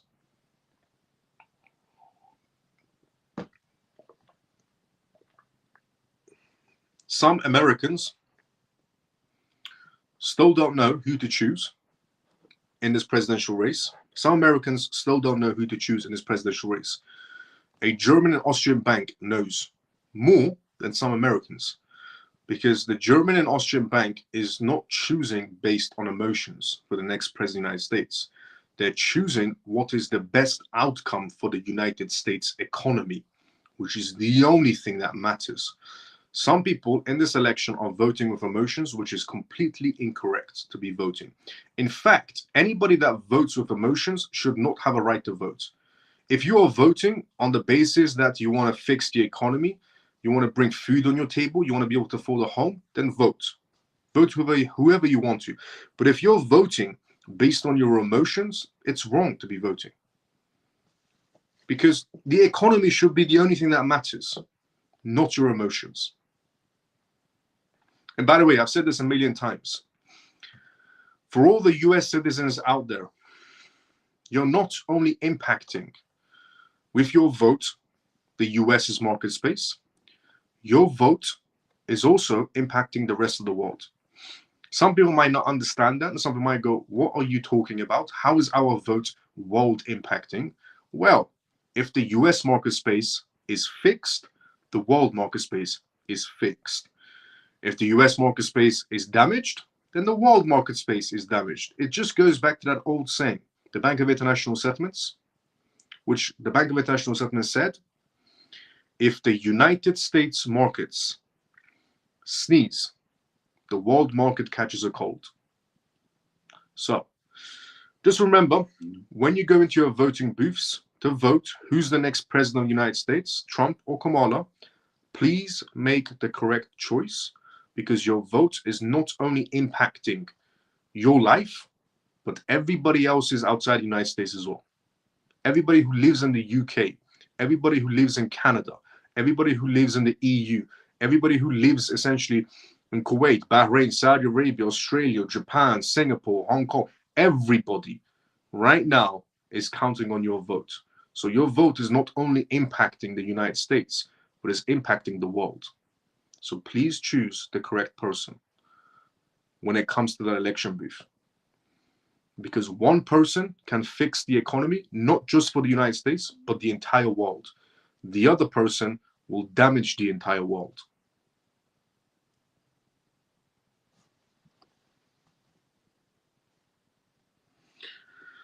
Now,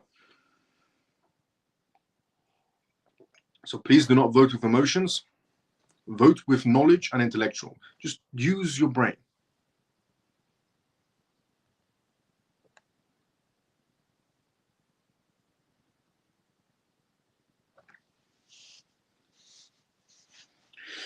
Now, what we're going to talk about next is the UN. Now, you might be thinking, how's the UN got any sort of relevance to crypto? Well, it does. So the UN is working on a monetary reset to address global liquidity issues. Central banks around the world are exploring partnerships as well. And one particular asset is on their radar. Let's go to the comment section first before we go through the UN. Also, who do you think, before I mention it, put it down inside the comment section right now. Put it down inside the comment section. Let me distract you one more time from this whole appeal situation with Ripple. Put it down inside the comment section right now. Who do you think the UN is looking into? What crypto project of a possibility? What crypto project is the UN possibility of looking into? I mean, there's a few crypto projects on their radar. We know one of them now. But which crypto project do you think the UN is looking into to fix the global liquidity issues? Right now, everybody inside the comment section, choose a crypto project you think the UN has got on their radar. They've got a few crypto projects on the radar, to be fairly honest. But who do you think, they're looking into? Go for it. Inside the comment section right now, everybody put a crypto project. Let me distract you one more time.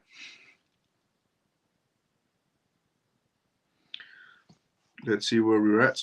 What do you we were here, I think. The dollar will go, we were here, I think.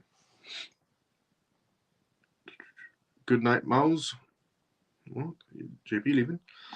You think October? Okay. Good night, Miles, and awesome, great live. Thank you for the news, JP. Let's go see you tomorrow, bro. Sometimes usual. Miles, bro, 1.7 million order on Flare was telling you about has just moved from 0.017, pushing Flare to 18 pence on a daily. It's crazy, man. Biggest order I've ever seen on any crypto. Thank you for the update, though. The dollar will go down, but now they have Ripple and XRP. They are up to something. That's definitely for sure. Yes, I agree 100%. Sorry, what I meant is the dollar will go down. It was never cash. Yeah. Did someone experience XDC network suspend for the last 2 days? Can't move assets from my Mexi. Yes, XDC is having difficulties not difficulties. They're doing maintenance on the network right now. So if you are using XDC, they're doing maintenance on the network. It was announced a while ago. What do you think they're all having for dinner tonight? All of them steaks, caviar. Probably my caviar. If anybody doesn't know that, it's a family business, caviar. Mr. T has to win. Yeah, Mr. Trump knows. Some Americans don't know still how to swim. Miles, big love and respect to you for your time for this news. Gotta go. Love you always. T, let's go. See you until next. See you tomorrow. Hey everybody, get a crypto. Isn't that crazy? Let's all get a crypto. Woohoo! That's a big fun and money, babies. It's a weird comment to be making someone's video. How much longer do you think this dip will last? Not that long. I wish until tomorrow. Let's see tomorrow what comes up. I wish I could vote. Voting is compulsory here. Or call it Rocktober. Rocktober makes more sense than October. Or October. That's a bit too far. XLM. So Dio says XLM. Do says XLM. Ian says XRP. Mav says XRP. So what is the UN looking into right now? Something on their radar for their blockchain space. Let's distract everybody from the Ripple case scenario. Appeal, which will get rejected. Chief says XRP. Bull XRP says XRP. XRP, I hope, is what Joe says. George says XRP. So everybody thinks the UN, they're looking into a few crypto projects, to be fairly honest with everyone. Everybody thinks the project that is being announced, they're looking into and so on, is XRP. No other crypto project? Well, I can tell you that, yeah, you were all correct. UN and Ripple join forces to solve global money problems. The UN is working on a monetary reset to address global liquidity issues. Central banks around the world are exploring partnerships with Ripple, a leading digital currency platform. These discussions focus on developing new financial tools to provide crucial liquidity support to economic-facing and noteworthy debt. Ripple's unique position in finance. Ripple stands out from traditional digital assets like Bitcoin. It does not rely on minting for its digital currency. The coin instead has the firm essentially created all 100 billion XRP tokens at the beginning. XRP's role in improving liquidity. The token serves important functions in addressing payment deficiencies. First, it allows rapid international payments. Traditional banking systems involves many intermediaries that cause delays and increase costs. But using XRP, financial institutions can settle in real time, which improves liquidity for international currencies. Moreover, Ripple offers an instant circulation system. This function allows banks to use XRP as a bridge currency. As a result, business groups do not need to pre-fund their accounts in foreign currencies. They can access liquidity on demand, which reduces the need for large capital reserves. Addressing the global liquidity crisis. The global liquidity crisis presents challenges that stem from a shortage of liquid assets in commercial investment trades. Economic downturns, banking crises, and sudden market shocks make the situation even worse. Confidence among investors declines and credit conditions tighten, making it harder for individuals and institutions to access cash. Ripple's solutions directly addresses these challenges by enabling faster transactions on XRP, and XRP enhances transparency in the financial networks. This improvement helps ease financial strain during tough times, lower transaction costs associated with the token to make its value more accessible, accounting for companies getting better served for their clients in challenging circumstances. So UN and Ripple are joining forces. Well, they're talking together is what's going on. They're having communications right now. The UN and Ripple, they're having communications on the issue of global liquidity crisis. In other words, banks need help, and the UN is having conversations with Ripple.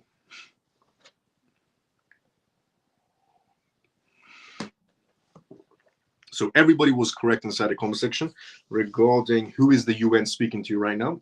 XRP. XRP was the correct answer. Kali said BTC, ACH, and Lena said ACH, and you said excellent, but you were still on the right path. I knew you would have said XRP, but because I kept on changing the question, you probably said ACH and Bitcoin. Now, even though there's still great choices, Lena, ACH is a great choice as well. So is BTC, and so is XRP. They're all great choices. Now, Ripple emerges as a major competitor to SWIFT in payments. Ripple is expected to be a strong competitor to SWIFT in the multinational financing sector. A recent report, so a report was done about Ripple versus essentially SWIFT. Who is the clear winner moving forward? Can SWIFT survive if they, enter the CBDC world and blockchain world? Will countries, most importantly, trust SWIFT after SWIFT went around and sanctioned countries? It's the most important part here. It's not just about essentially SWIFT, fixing their speed and their accuracy, essentially their speed and transaction cost. SWIFT has other big issues, which is trust. Not a lot of countries trust SWIFT. So it doesn't matter if SWIFT is fast and cheap. The big issue is there's no trust. Everybody's scared. Every country, and the back of their mind, is always thinking, one day SWIFT is going to turn around and sanction them. And that's the last thing they want. But decentralized payment systems, for example, XRP Ledger, can't sanction countries. That's the biggest positive the XRP Ledger has over SWIFT. And it's the biggest positive they always have over SWIFT, which is they can't sanction countries, but SWIFT can. That's the biggest downfall of SWIFT. It's not a payment tool, it's a political tool. So Ripple emerges as the major competitor to SWIFT. In a recent report that was done, Ripple is expected to be a strong competitor to SWIFT in the multinational financing sector. A recent report by the Julian Lowley shows essentially that the global markets for cross-border payments is valued at $190 trillion, is what this report states. The global market space for cross-border payments is at $190 trillion. Now, I just want to say one thing. $190 trillion, it seems like a lot of money. $190 trillion is a lot of money, my bad. It is a lot of money. But it could be a lot more with a system like XRP Ledger. Do you know why? You know why payments will increase on XRP Ledger and $190 million is actually too small for a global cross-border payment system? The reason why it's only at $190 trillion is because SWIFT is useless. It's expensive and slow. There was a study test on that small and medium-sized businesses don't like using SWIFT because it's too high on costs. So they prefer to do domestic trades instead. So if you have a system like the XRP Ledger, small and medium-sized businesses will also get involved in cross-border payments, which will increase the price point of $190 trillion. So $190 trillion is only being used around the world in cross-border sense because SWIFT is useless and crap. And small and medium-sized businesses don't actually like using SWIFT according to a study test because it's too expensive. So they prefer to do domestic trades instead of international trades. But if you have the XRP Ledger, even the small and medium-sized businesses around the world will get involved in cross-border payments, which means that number of $190 trillion will increase. So that's a year, by the way, as well. This huge figure illustrates the potential for innovative companies. Traditional banking systems are often struggling with inefficiencies and high costs. So Ripple rises essentially as a significant and a major change towards more efficient payment solutions. Challenges faced by traditional banks right now, which was stated in this report. The international banking landscape is complex and fragmented. Typical lenders depend on intermediaries, which increases costs for consumers. According to the World Bank, average fees exceed 6% for foreign investments.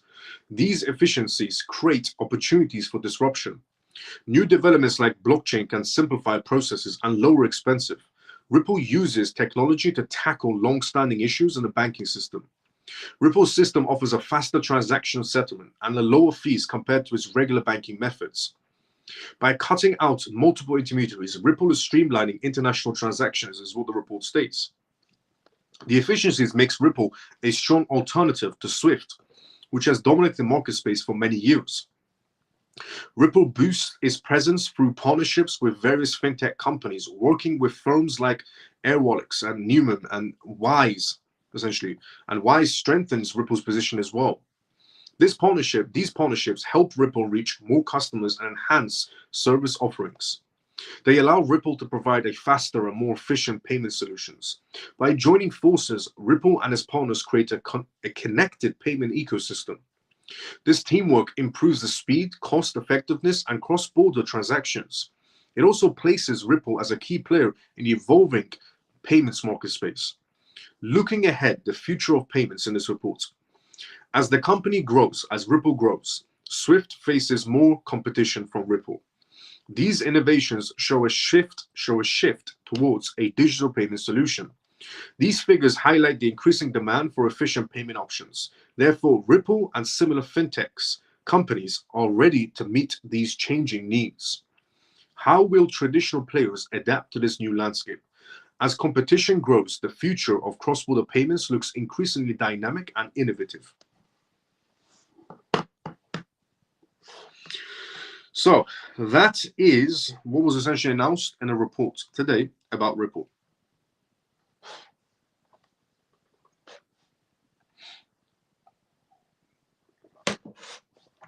So what I want to say is basically, in a very simple way, is regarding the SEC essentially coming after Ripple once again. First of all, this appeal has to get rejected or approved for it to be able to move forward. It will take a matter of months, not 3 to 4 years. And latest will be first quarter 2025, but most likely this year it will be fixed. Don't forget, what Ripple is and what it's trying to achieve. Because some people right now have decided to jump ship. Believe it or not, some people have decided to jump ship. Some people are fed up with XRP and they said to themselves, and I've seen the tweets, a lot of people are tweeting right now, and they're stating, you know, I'm fed up, this is it for me, I'm out, I don't care anymore. Big mistake. Don't forget what they're trying to achieve. Don't forget they have more partnerships than any other crypto project right now inside the crypto space. Ripple has more partnerships than any other crypto project inside the crypto space. They have more licensings globally than any other crypto project inside the crypto space. They have more licenses globally, more partnerships globally. They have essentially acquired multiple businesses to expand their range in the banking systems. There are multiple PDF documentations around the world, the centralized banks. They do more world essentially events at the World Economic Forums. And a lot of people say, well, anybody can go to the World Economic Forum. You know, any crypto project can go to the World Economic Forum. It's not a big deal. Ripple, you know, does speeches at the World Economic Forum. It is a big deal. And for those morons out there who are, you know, thinking to themselves, any crypto project could do, you know, speeches at the World Economic Forum, it's incorrect. It's completely incorrect. Do you think Shiba Inu, if Shiba Inu wanted to do a speech at the World Economic Forum, do you think the World Economic Forum said, yes, come on in, Shiba Inu, go on the stage, give us your speech? What do you think this is? A pitch for Fortune's 500? It's the World Economic Forum. So, you know, Ripple does multiple speeches alongside the most powerful people that run the show, basically. They're on PDF documentations for the Bank of International Settlements, one of them titled Cross-Border Payments, Public Documentation. Ripple is also listed on the Shiori projects through the Bank of Bahrain, essentially a centralized bank, on the documentations. They have globally more contracts, globally more partnerships. They have acquired multiple businesses to expand their range. They're well embedded within the banking systems. And Bank of International Settlements, World Economic Forum, International Monetary Fund. What more can you say? So don't let this small, ignorant of a little man by the name of Gary Gensler, this weasel, deteriorate you from your future. Don't let this ignorant little man, Gary Gensler, and his bitter personality discourage you from the future you could have.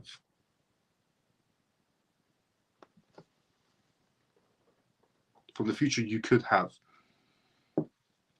Okay? So don't let Gary Gensler deteriorate you from the future that you could have, because you can have a very, very bold future if you make the correct choices now.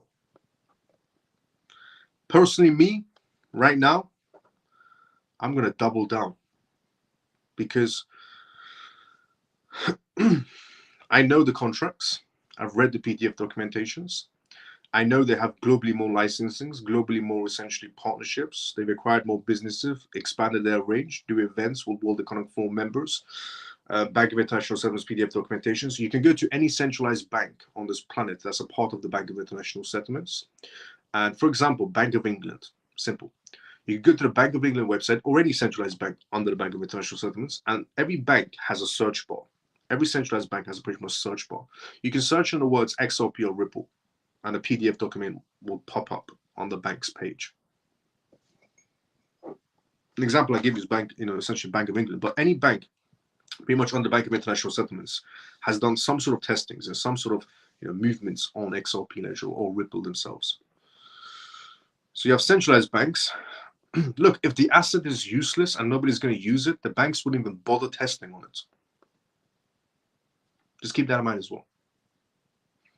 So they have more licensings globally, more partnerships globally, do more events on the World Economic Forum, and 98% of centralized banks are in CBDCs. 98% of banks, centralized banks, are in CBDCs. The Bank of International Settlements. These are all facts, by the way. Bank of International Settlements stated 98% of centralized banks are in CBDCs. There are 24,000 crypto projects, and only one has an active CBDC platform. So don't let this ignorant little weasel, Gary Gensler, distract you from the future you could have, because the facts are the facts. The licensings and partnerships and contracts and acquired businesses and their speeches, World Economic Forum members, their documentations of the Bank of International Settlements and other centralized banks around the world, and the International Monetary Fund and their CBDC platform, with 98% of the world in central banks in CBDCs. So don't let this little weasel, Gary Gensler, distract you from the future you could have. But what I'm doing is doubling down. The more Gary Gensler tries to push me away from XRP, the more I'm going to go head first into XRP.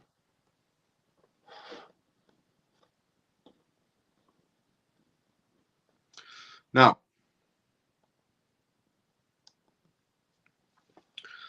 we've also come to the endings of tonight's live show as well. So all good things must come to an end. It's only happening because they need more time. It is, yep. You have to be invited by the World Economic Forum. Yes, you do. Facts. Can you send a piece of paper we have and leave it as people? Well, you need to send that information to GG. Yeah. And I don't mean XRP Ripple. Yeah. Yes, Miles, double down. Same here. Trust me. CMF to the moon and back. Let's go, Ian. Miles, I'm going to double down as well with XRP. Let's go, Carrie. Very, very, very glad to meet you, Miles. Let's go, Bill XRP. And we have reached the endings of tonight's live show. If you enjoyed this live, drop a follow, drop a like, and comment on this live show. If you're watching this for the first time ever and you thought to yourself, who is this guy and why is he reading me the news and why is he sharing me opinions? My name is Miles. I go by the name of Crypto Miles and I do this live show every single night. It's called the CMF, stands for Crypto Miles Family. And I talk about the most recent news that's happening around the world in terms of cryptocurrencies, CBDCs, AI, politics, regulations. So vital information for you to know about regarding the world completely transforming into a digital era. And this was episode 171 of the CMF live show. So every single night you can tune into this live 11:25 p.m. UK time onwards, 11:25 p.m. UK time onwards. You can tune into this live. It's called the CMF. And get involved inside the comment section as well. If you're new, especially, get involved inside the comment section. Everybody's extremely respectful inside the comment section, the all CMF members. And you can also join the CMF as well, completely free, by the way. Everything I provide is completely free source. So this live show is completely free. The Telegram group is completely free. Everything I provide is completely free. I will never charge you a single penny. I've been doing this for over a year and a half, every single night. If you've just seen me now for the first time ever, stop by more often. If you're especially new as well, stop by more often and join the Telegram group as well if you already haven't. So we have reached the endings of tonight's live show. If you enjoyed this live show and you're watching this on X right now, drop a follow, drop a like on this video after the live is done. Retweet, subscribe if you already haven't. If you're watching this on YouTube, like, comment, share. Let's go. And come to the end. And on tonight's live show, we covered quite a lot, regarding a bank in Poland and Deutsche Bank. We talked about essentially. So we talked about, just to give you a small little brief, we talked about Ripple and Swift in terms of a report that came out. We talked about the UN and Ripple. We also talked about on tonight's live show regarding Goldman Sachs giving their opinion on the US dollar and Deutsche Bank giving their opinion on the US dollar. We talked about the Chinese stock market and how things are going over there, how the impact could have on the ARM market space. We talked about the SEC essentially regarding the SEC versus Ripple appeal. We talked about some other matters on that matter as well. We talked about the UK government introducing UK gilts, in other words, UK bonds on the blockchain space is what the UK government is thinking about introducing. We talked about BlackRock talking about essentially Iran and Israel's conflict on a report and how Bitcoin will moving forward. We talked about MoneyGram launching with Litecoin on tonight's live show. We also talked about a rep essentially out of the United States, a Democratic rep who is now in favoring the Republican Party and trying to tell other Democrats to stop stifling crypto innovation and to join the Republican Party and bring innovation. We talked about Kraken delisting essentially privacy tokens on tonight's live show as well, and other exchanges in the EU are going to be delisting privacy tokens, and so is the rest of the exchanges around the world. One by one, they're going to be delisting privacy tokens. We also talked about essentially the SEC enforcements regarding what's the next steps, what's going to be happening next. I went through the steps one by one regarding the appeal scenario. And we also talked about the perspectives of essentially, Ripple perspectives and the SEC commissioner perspectives and why a member of the SEC left. So we covered everything on tonight's live show, as we always do every single night on any topic. So if you enjoyed this live, if you're not following me, drop a follow, drop a like. I'm completely free. I've been free for over a year and a half. And I could be the person that can help you the most. And I don't charge a single penny. And I never will either. At all. I'm always going to be free of sauce. Take care, Miles and family. Ray, see you tomorrow about the same time as usual. Another great Miles, another great job, Miles. I have doubled down on my XRP. Let's go, Scott. Time to buy. Let's go, G. Thank you so much, Miles. Lena, let's go. See you tomorrow, same time as usual. Facts, JP. They need more time. Good night, Miles and family. See you tomorrow, Orphan. Let's go. See you tomorrow, same time as usual. Yeah, I agree with JP as well. They need more time. That's why they're appealing. And also, it's two birds, one stone. They get to stifle the XRP ETP. Good night, Miles and CMF. Mike, see you tomorrow, sometimes usual as well. I have definitely doubled down on XRP. Let's go, Scott. Have a lovely night. All Lena, have a lovely night as well. Great news. Thanks. Let's go, Mav. See you tomorrow, sometimes usual. Good night, everyone. Amazing live as always. Let's go, Bull XRP. Brilliant live as usual, Miles. Night, everyone. Joe, let's go. See you tomorrow, sometimes usual. Good night, Miles, and great live. Many thanks. See you tomorrow, sometimes usual. Let's go, Ian. Carol, good night, Miles and CMF. Let's go. See you tomorrow, sometimes usual as well, Carol. Family, please share the live if the entertainment was good. Let's go. Who is this guy? This guy is the master. That is, that who is on fire. Miles, much appreciated. Let's go, Shelly. See you tomorrow, sometimes usual. God bless. Golden Dragon, God bless as well. Let's go. Good night, brother Miles. Another great show again. God bless as well. Let's go, Cali. Hi. See you tomorrow, sometimes usual. Great live as usual, Miles. Thank you, Jason. See you tomorrow, sometimes usual as well. Night and day, CMF. Shelly, let's go. See you tomorrow, sometimes usual. Good night, Miles and CMF. Jason, see you tomorrow, sometimes usual. Hashtag go CMF. Let's go, Scott. Good night, Miles. Golden Dragon. Good night. See you tomorrow, sometimes usual. Outstanding, Miles. Keep up your great effort. Scott, let's go.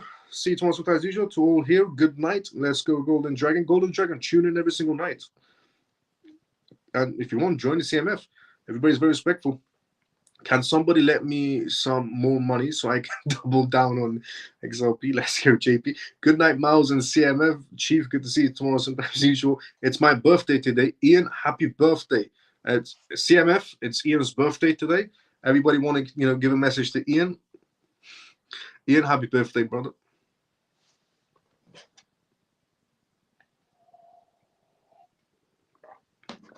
Everyone in the CMF, do you want to put a little happy birthday, Ian, inside the comment section before we call it night on the CMF live show? Ian, everybody from the CMF is putting comments for you. They're congratulating you on your birthday.